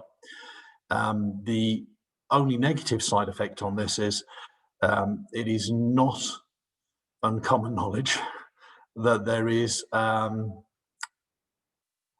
there's difficulties. I'm trying to word this politically correct so I don't create more problems than I'm trying to solve by being here. Speak plainly, Phil. I'll try and be as candid as possible. Whilst, and I will acknowledge this, whilst a number of staff, particularly Anne and Paula within the town council, have stepped up to the mark and really, really dug in to help us out, and I have personally thanked them on a number of occasions for the work they're doing, whilst we are limited on the amount of staff actually at work at the moment. And they are seeming to buy into what we're trying to do. There is a certain amount of resentment and indeed obstruction from others within the town council staff. And it has created, the scrutiny committee has created a greater level of resentment between those who are already obstructive and opposed to what we are doing to the work of mediation that we're trying to move forward. It is seen as an extra level of scrutiny that was unneeded by them. And I'm trying to reflect their views honestly and candidly in this meeting. However, I saw this as part of a necessary means to an end to get this resolved longer term. Thank you, Phil. I think that was a very honest assessment. Linda, I saw you indicated. I haven't seen anyone else yet, but Linda, if you want to speak. Thank you, Chairman. Yes, I'm being well aware of what's happening in Attleborough, but I just wanted to reassure other members of the Commission, and Harry raised a good point about sometimes it feels uncomfortable. But, and I can quote one incident in the past, and I know Councillor Kybird was on the Commission with me then, that where something affects a lot of the residents within Breckland, then in a sense we have a duty to stand up for them. And the example I will quote is when the Watton surgery decided to decamp 1,500 patients to other surgeries. And they hadn't even thought about the effect of transport, etc., etc. And the practice manager, I think I was right, Robert, was called into scrutiny, and we just teased through some of the issues that have affected residents as well as the actual organisation behind it. So sometimes it is uncomfortable, but I see that as part of our duty. Thank you. Thank you, Linda. I'm not going to sing our own praises of the Councillor Call for Action. I think the work that you've done, Phil, since you became mayor has been fantastic, and I know that I've had almost no complaint. Well, I've had no complaints and some comments, all positive, in terms of what's happened since you became mayor, since this meeting. And it isn't just this scrutiny committee. You know, there was huge amounts of work being done from all angles. You know, there were parish polls called. You know that there were extraordinary general meetings called by members of the public.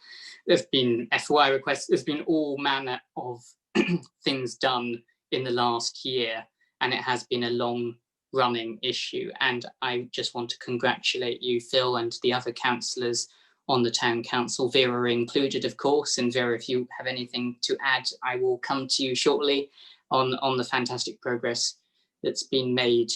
I will propose at the end of this item that we accept the submission that the mayor has made and take this off future agenda items, certainly for the time being, but I hope forever. So thank you very much for that. Vera, did you have anything you wanted to add, given you're a double hatter and you've seen it at the coalface?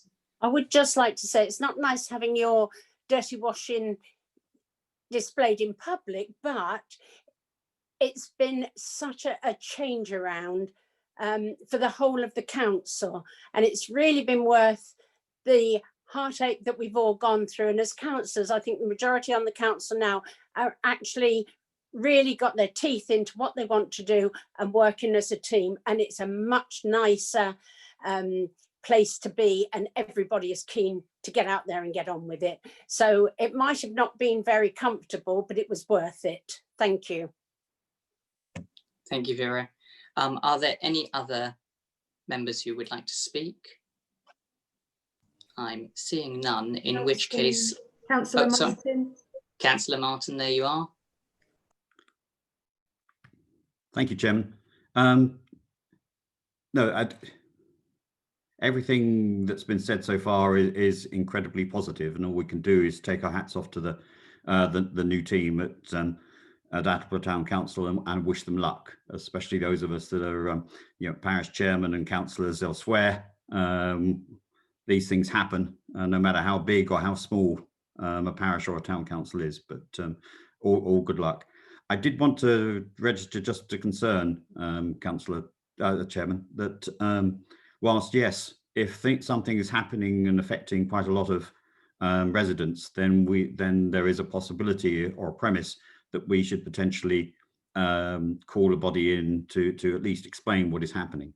I think we should be particularly wary of calling in another directly elected body, such as a parish or town council, but as a last resort, where it can assist, and it clearly has done in this time, then great. But it is not. I don't think we should be looking at this as a precedent for actually getting involved in other elected bodies, unless there is a very good reason so to do. Thank you. Thank you, Ian. I won't ask whether you feel the threshold was passed in this case.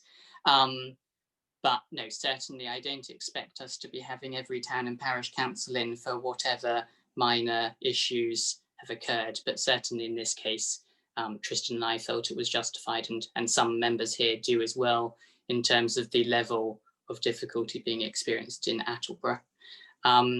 Without seeing any other further members indicate, Sorry, Ian would Mr. Chairman, just like for to come back. clarification, I wasn't challenging that this had gone through the threshold, because the matters in Attleborough did become pretty extreme. But but I wanted to flag that certainly I felt uncomfortable with the process. I recognise why we needed to do it, but that it should be very much a last resort where we've got elected bodies for the future. Thank you, Chairman. Thank you, Ian. Seeing no other comments, I would like to propose that we accept the submission made by the Mayor of Attleborough, and that this council resolves to accept that submission and not to place this on a future agenda unless, you know, a new councillor call for action is raised. Are members, well, firstly, could I have a seconder for that? I have Hilary as a seconder, and then all those in favour, please. And any against? And any abstentions? Councillor Clark. Any other abstentions? I don't see any other abstentions. Sorry? I can't see any, Chairman, sorry. Okay, fine. So that's passed with one abstention. So thank you, Councillor Leslie, for your time. Thank you for the fine work you're doing in Attleborough, and I look very much forward to working closely with the Town Council in future. And thank you, members, for being so understanding and accommodating of this councillor call for action, because I appreciate it has pushed the boundaries in terms of what we would normally consider in a councillor call for action. And I hope in most cases that you felt that it was in the end appropriate, and it has actually, most importantly, done some good. But thank you anyway, all members, for your contributions on that. I think we probably eject Phil from the meeting now. Is that right, Teresa? Thank you very Chairman, much. yes, he's gone. Thank you. Excellent. Thank you for that then. In which case, we will quickly do item 13, which is the data for next meeting. It will be held on the 22nd of October, unless any members dissent from that. I'm not seeing any dissension, which is good. So we will move on to item 14. This is the above the line section of the item on the Capita Business Plan, which I think Simon is leading on. If we could do that, and then when, Simon, you're reaching the end of that, we will do item 15 so that we can go below the line for the confidential aspects of this item. So without any further ado, Simon, if you're content, please proceed. Thank you very much, Chairman. I think I'm going to be allowed to share my screen, hopefully, which I'll attempt to do now.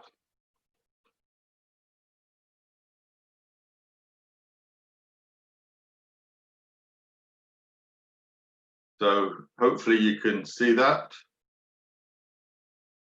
Yeah, let me just.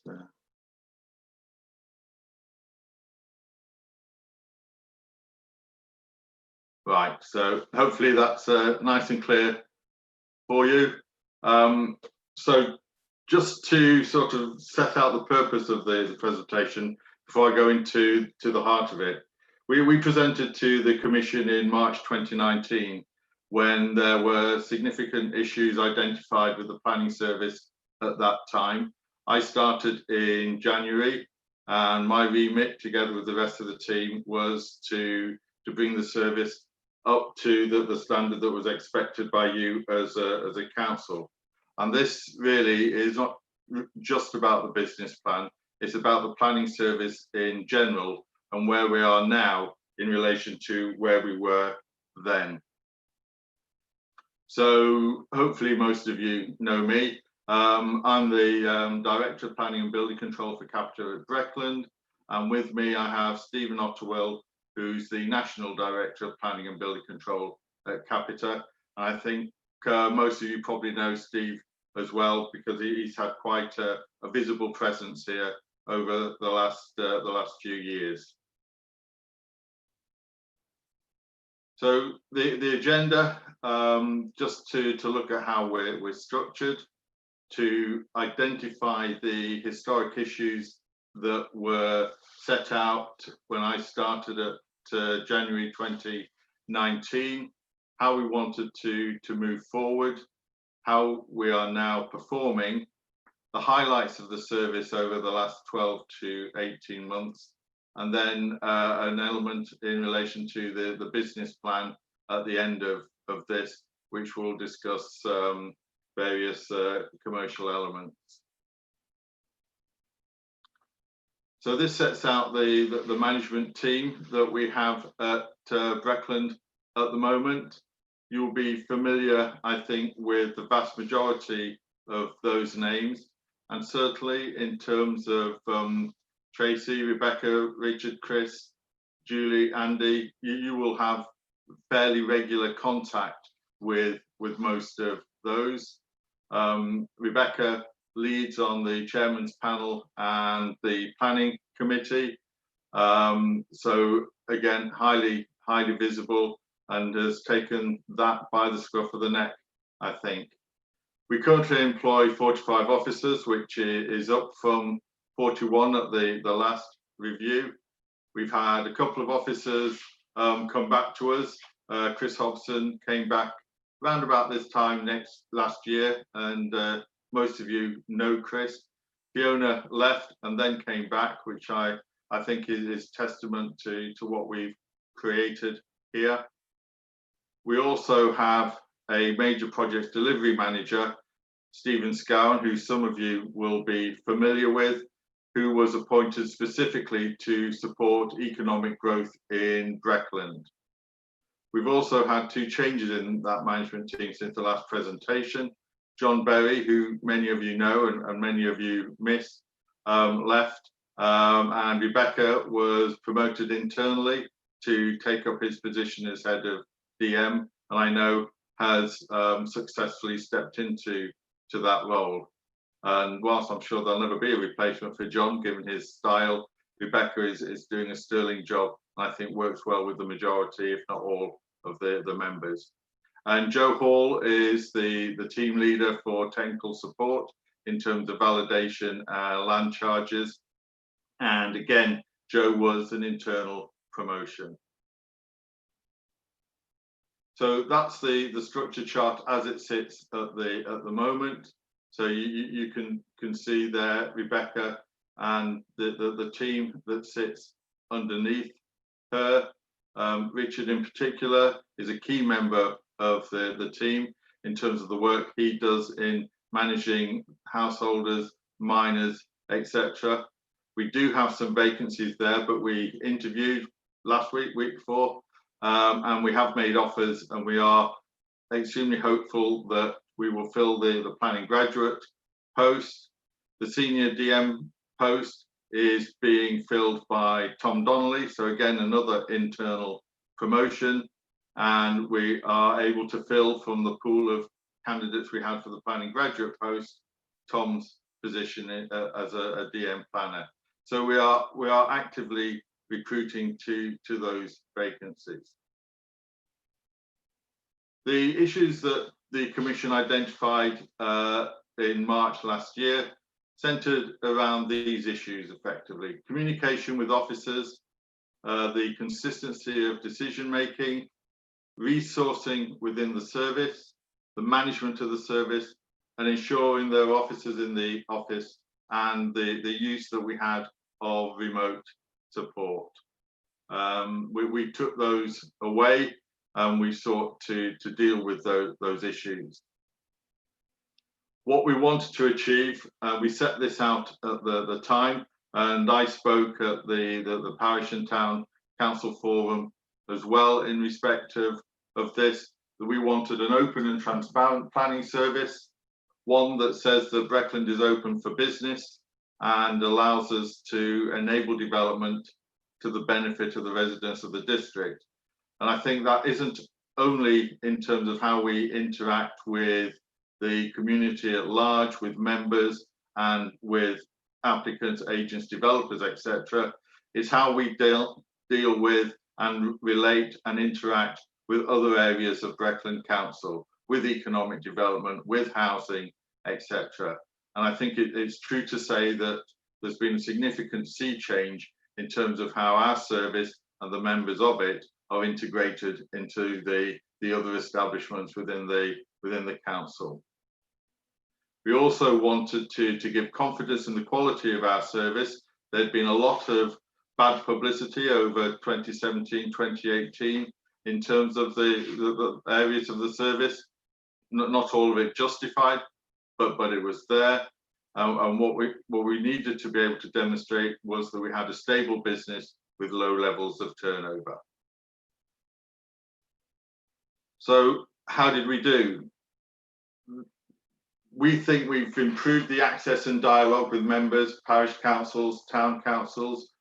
We want to be very open for members to approach us through the right channels. We've improved our customer service. We're getting extremely low levels of complaints compared to how it was in 2018 and the early parts of 2019. And there's an increased responsiveness from officers to inquiries from members of the public, from agents, etc.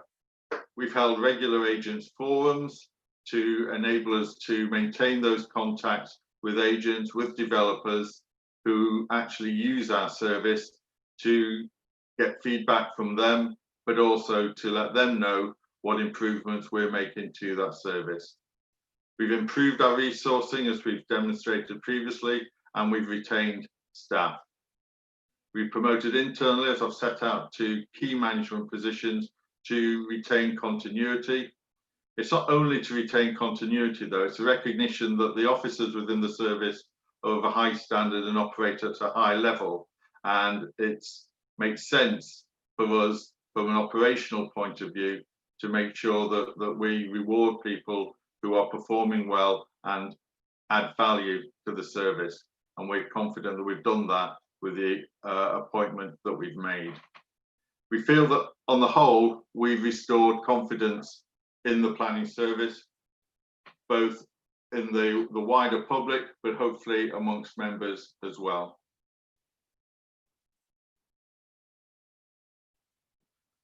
So in terms of key performance indicators, the performance in 2019-20 has been good. No critical service failures, no remediation plans in place for our baseline indicators.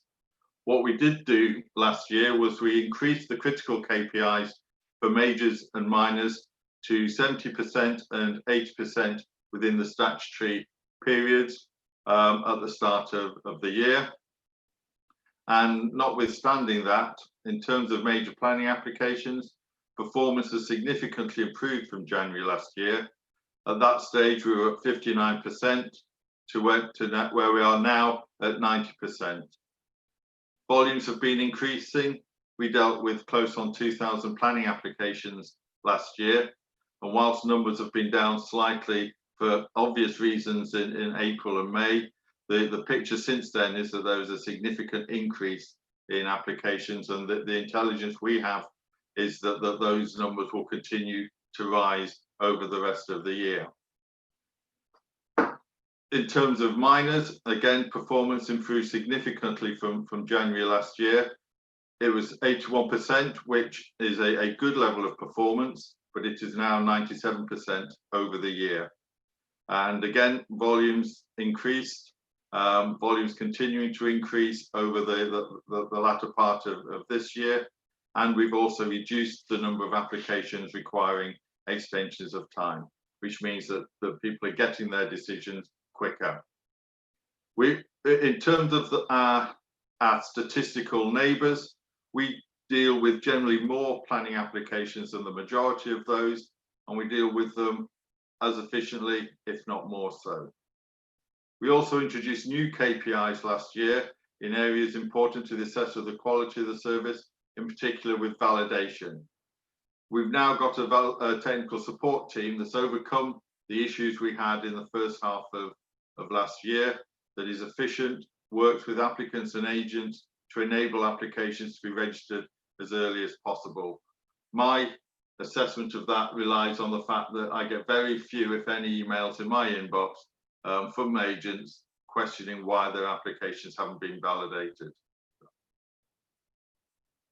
So in terms of the highlights, we determined the Attleborough planning application in March this year, and that was the largest application in the United Kingdom approved between November 2019 and May 2020. Some of you may well have seen the national lists that were circulating at the time, and there was a lot of recognition that that was a significant achievement for the service and for the council. The next closest was an application in Glasgow, which was just over 3,000 houses. We've had 3 successful agents and developers forums. We started the Chairman's Panel in 2019 in line with the recommendations from the Planning Advisory Service review, and that's been an iterative process to a position now where it operates in a transparent and clear way with access to members to make the decision-making process far more straightforward. We've satisfied the housing delivery test. We're building more houses than ever at the moment, though the impact of COVID-19 is yet to be seen in relation to that, and we're doing that work at the moment. We have a planning policy team that produces the local plan documents, and we adopted our local plan in November 2019, as you'll be aware. We have a good building control service. We maintain 75% of the local market share, which is extremely high when you compare it with other authorities. We've recently obtained clients at Snetterton Business Park and a major housing scheme in Great Ellingham, which are good business wins for us.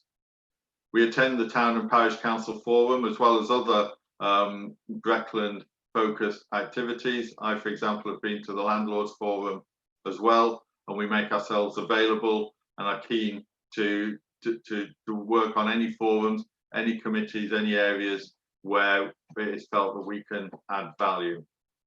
During lockdown, there was an early startup of the virtual Chairman's Panel and the virtual Planning Committee, which has worked well, and I think is tribute again to the desire of staff to be able to keep moving applications through and to engage with that decision-making process. And we maintained a full service during lockdown with staff working from home. We, like everybody, had hiccups at the beginning in terms of adjusting, but we made good and efficient adjustments, and staff have shown their dedication to the service and to Breckland in terms of maintaining that service. In terms of the business plan itself, we've amended the KPIs. We've removed some where the legislation's changed in relation to neighbourhood planning and where recording methods have changed in relation to tree preservation orders, etc. We have retained all the ambitious KPIs introduced following the issues we experienced in 2018. We don't want to sit on our laurels and say job done, because the job is never done. We always want to improve. It's one thing to overcome the issues. It's providing a consistent high-level service that is the challenge. We also have a programme of activity to support the delivery of the new corporate plan, and that's an example of the sort of things that we're seeking to do. And again, it relates around performance in terms of determining applications, in terms of providing support to other areas of the council, to external bodies, etc. And it's also working with the council and with our colleagues in Capture as well to look at how we can improve the service around digitalisation and other areas.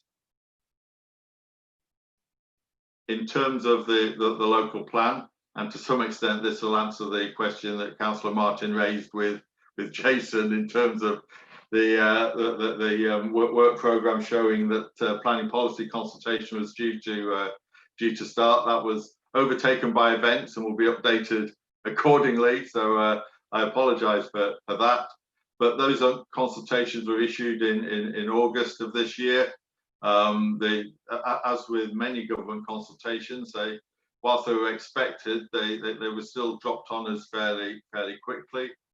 The local plan review has been paused, and we've made inquiries through yourselves to the Minister about continuing with the review and the impact on the local plan if the review is paused. The planning policy team are carrying out monitoring in terms of housing delivery, etc.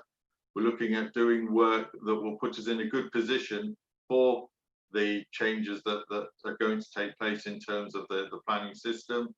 We're looking at how we deal with community involvement. We're preparing and understanding what evidence bases we'll need to enable us to work through the local plan changes. Calls for sites, local design codes, etc., are all going to be an important part going forward, and things we want to be ahead of the game on effectively. Neighbourhood planning continues to be a major part of the service we provide. I know many of you deal with Susan Heinrich, who focuses on neighbourhood planning within our policy team. So that's it. Are there any questions from anybody in respect of that element of it? And how do I unshare? Thank you, Simon. Like that. Are there any questions before we move to the, yes, Tim and Harry, and I don't see anyone else at the moment. So Tim, if you want to kick off, and then Harry. Thank you, Chairman. I apologise, I seem to be having some problems with internet this morning. Hopefully you can hear me now. Simon, please could we have a copy of your presentation? Useful for the record. And also a question on the Agent and Developers Forum. Is this available to anybody to attend? Are there minutes to these forum meetings? I'm thinking here about sort of public perception that the planning system needs to be open and that everybody knows what's going on. And finally, about neighbourhood planning, seems to have been a bit of stalling recently. Can I have your views as to how we can move along neighbourhood plans? I'm thinking especially Salem Tony, which has been struggling to try and get some development further on. So thank you, Councillor. More than happy to circulate the presentation. We can get that organised. In terms of the Agents Forum, the Agents Forum was designed to meet a particular need and is focused on planning agents, developers, small builders, people of that nature, to really just help them understand the service and for us to get to know them as much as them getting to know us. So we focus on that particular sector of industry. There are minutes, but it is an informal meeting, but it is minuted, and we are going to hopefully have one in towards the end of this year, probably a virtual one. We don't only meet with agents though. We go out and we're happy to meet with parish councils and other groups where it's appropriate for us to do so, and they request for us to do so. So that open invitation is there if people want us to come and talk to them. In terms of Salem Tony neighbourhood plan, I'll follow that through, and we can speak to you separately about that, Councillor, if that's okay. Does that cover your points, Tim? Thank you. Yes, I'm still concerned about public perception on things like the Agent and Development Forum. You know, again, we need to make sure that we are seen to be open. So slightly concerned on that one. Thank you. Harry. Thank you, Chairman. Thank you, Chairman. Yeah, thank you, Simon, for the presentation. Look forward to further work. As I said, the headline in the white paper is, which we're going to be discussing later and then going forward, is the houses we need and the places we want. I'm very much keen on the aspect which you referred to in the plan about design codes and design, which I think has been lacking nationally and locally. So I hope we can emulate some of the work which I saw a presentation, I think with CPRE, George Freeman, but it was also with Norfolk District Council gave a presentation at the Memorial Hall, which a fair number of the planning committee and some officers were present, so we can actually get better design locally. The other question is, you've referred there to the letter to the minister, so I don't know if that's an initial response to the white paper or a final response, but and whether that's going to be made available in the public domain. Thank you. Thank you, Councillor.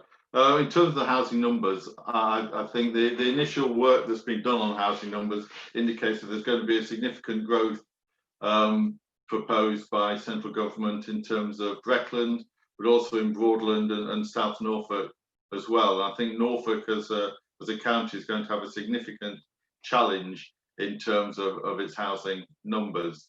So yes, that's going to be an interesting debate going forward, bearing in mind that we're building record numbers of houses in Breckland at this moment and have been historically for the last 2 or 3 years, and yet we're expected to increase that by about 60-odd%. It's going to be a challenge. Design codes, it would appear from the consultation documents, are going to be a key part of the process moving forward. They are things that are going to be agreed and produced locally, that those won't be nationally imposed from what the consultations say. So that is something that you as members will have input into and will form part of the new local plan going forward. So yes, we share your desire to make those as strong as we possibly can, and that's something we're starting to think about at the moment. We have started work on a design SPD, and we're just reviewing that and thinking how we can, as I say, incorporate that. In terms of the letter to Minister, I'm not sure that that's my question to answer, Councillor. Thanks, Simon. Harry, does that cover everything, or do you want to come back? No, I think we've actually may have discussed this also possibly potentially in the planning committee. And going forward, obviously the white paper does have consultation questions in there, and obviously I know that when we have a further full briefing to all members and not just the commission as to whether we're going to do detailed responses as a full council to the questions posed, or a generic response, you know, simply noting the white paper, etc., and local challenges. But that's possibly something which is wider beyond the you know, the commission itself. Rob may want to come in potentially about the letter to the minister and whether that deserves wider circulation. Thank you. Chairman, if I may, I think the topic under discussion, if I can say with all due respect, is the Capita business plan, and I think we're straying off subject. So I think the question regarding the letter to the minister and local plan issues are for a separate subject matter. This is about the business plan for Capita and the planning service. I do like to give members a wide discretion, but I note your point, Rob. Harry, are you happy that perhaps we take this offline? And yeah, great, okay. In which case, I haven't seen any other indications to question on this part of the report, unless anyone has had a last minute change of heart, in which case we will move to item 15, which is the exclusion of press and public. So we're considering the resolution as written in the agenda. Yes, Tim, I know you'll probably wish to speak on this shortly. 1 second.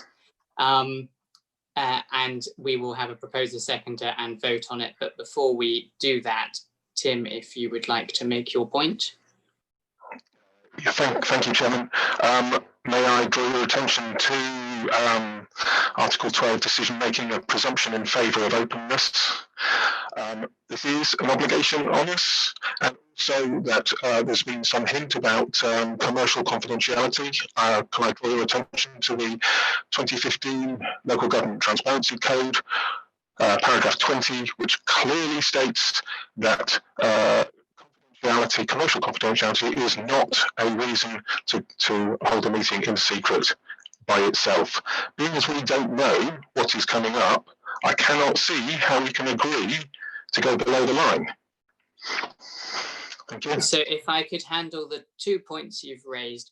The first one is that we will be voting on whether or not to go to below the line on the basis of the assertions made by officers, because we trust our officers to give us the information that we require to make the decisions. Indeed, where you provided a written report, that would also have come from those same officers. And so I trust that those officers will provide a fair reflection of what's going to be contained in the item coming up. I don't believe that it's correct that commercial confidence is not a reason for us to go below the line. I defer, just in case, to Maxine or Sarah, just to clarify that point, and then I will revert. Thank you. There is specific provision in the exemptions for commercial confidence and sensitivity to be an excluded item as stated on the agenda, and the particular reference is correct. Thank you, Sarah. I did think that was the case. So as you'll know, that statute does override guidance. So the guidance you're referring to in relation to the commercial confidence in the Transparency Code, I don't think holds in terms of what this committee's decision may or may not be. It is, of course, this committee's decision whether or not we decide to go below the line, but I am proposing that we do on the basis of commercial confidence in the upcoming item. Is there a seconder for that proposal? I have Councillor Kyberd. Could I please see all those in favour of going below the line? I've got Councillor Kyberd, Councillor Bushell, Councillor Martin, moving across, Councillor Nairn, Councillor Crane, and Councillor Turner, and Councillor Clark. Can I please see all those against? I have Councillor Burt. I don't see any others. And do I have any abstentions? I don't believe. I think I'm at the full quota, so I don't think I should. Oh no, there we are. David Wilkinson has abstained. So on that basis, there's a majority in favour of going below the lines. So Teresa, if you could make the necessary steps for us to do that, and then we'll continue